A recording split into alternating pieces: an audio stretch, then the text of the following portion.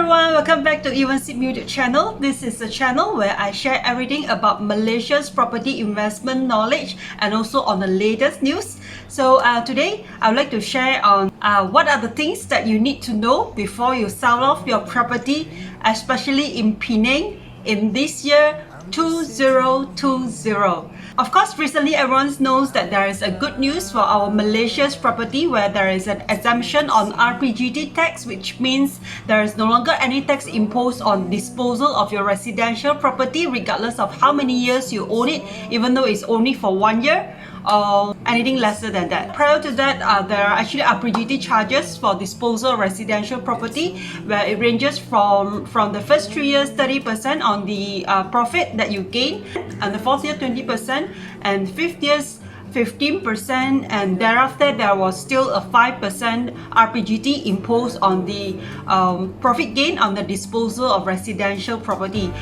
This is indeed a very lauded move by every property investors in order to revive our property market in Malaysia, which has been dead for almost a few years recently.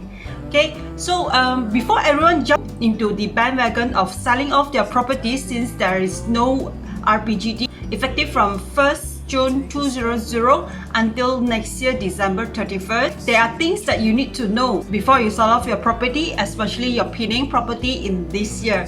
So before I move on, I would appreciate for an early thumbs up to my video, as it would greatly help me to grow my channel so that I can continue to bring more good videos to all my audience over here.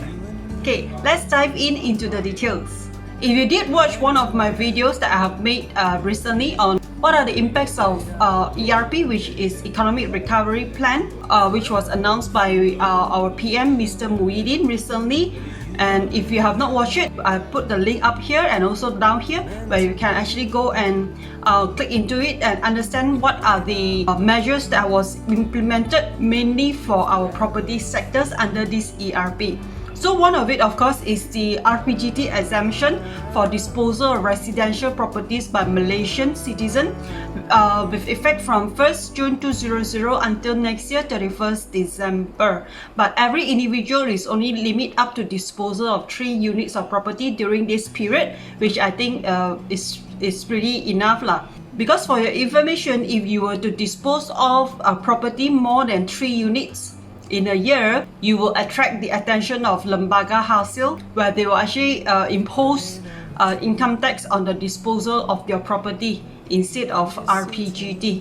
So with the exemption of RPGT on disposal of residential properties during this window period, it has actually encouraged more and more owners to start to engage agents to sell off their properties, where most of the owners did not realize that even though there is no longer RPGT imposed on the disposal of a residential property, so there could be requests from the buyers to ask the sellers to allow them to mark up the property so that they can get 100% loan. To the owner, of course, they think, hey, since there is no more RPGT, I think it's alright for me to allow you to mark up the price.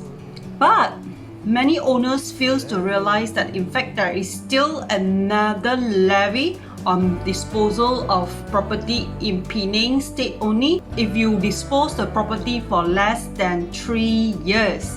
These are the link where you can go and read up about it. With effect from 1st February 2004, in fact our Penang state has implemented a 2% levy on the seller for all properties sold within 3 years from the date of their sales and purchase agreement. And this 2% levies is not on the profit but on your selling price.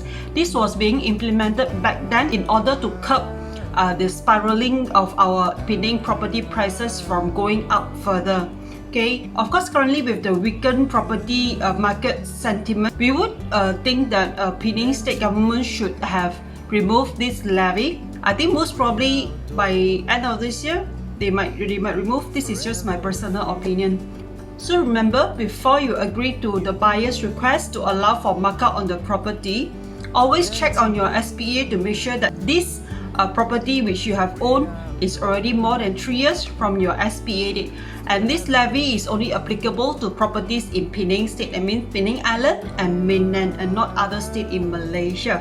Okay, so apart from this, what are the other fees that a seller need to know before they sell off their properties. There are also legal fees that you have to pay to the law firm in order to help you to discharge off your properties, especially if your properties is still under mortgage to a bank.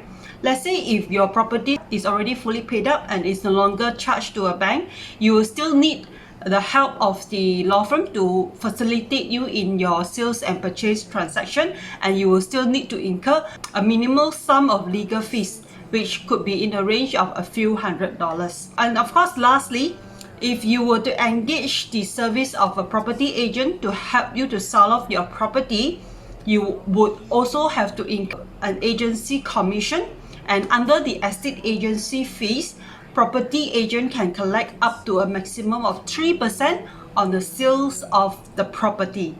So I would say if a property agent can help you to sell off your property way faster and also at a better price, why not, right?